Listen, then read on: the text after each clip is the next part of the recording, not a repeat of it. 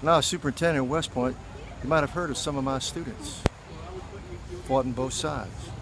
On the northern side, Oliver Howard, Henry W. Slocum, Corps commanders out here at Gettysburg. Alexander Webb, I used to call him Andy, received the Congressional Medal of Honor for his role here. Some other folks, Phil Sheridan was one of my students too. He looked more like a jockey than he did a cavalry commander, 5 feet 3 inches tall, 115 pounds.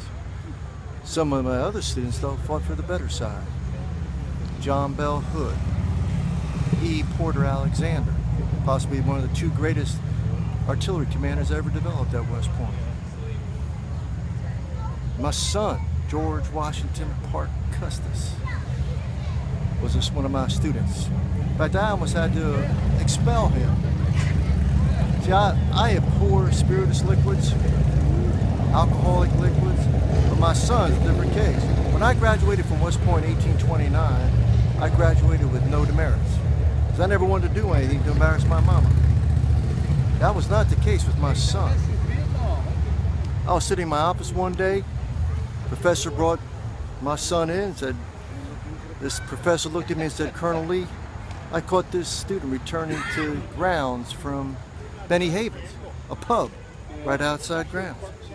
Well, I had no choice because I always do my duty. I had to assign my son 8 demerits and a warning that if the same thing ever happened again, I'd assign him another 8 demerits and recommend that he be expelled from West Point. 6 months later, I'm sitting in my office. Different professor brings my son in, said, General Lee, I caught this cadet with spirituous liquids in his room. And I looked at my son and said, is that the truth? He didn't answer. So I had no choice but to assign my son another 8 demerits and recommend that he be expelled from West Point. Well, all final decisions on expulsions from West Point rest with the Secretary of War. Secretary of War in 1853 was Jefferson Davis. He allowed my son to remain at West Point, and in May of 1854, my son, George Washington Custis Lee, graduated first in his class.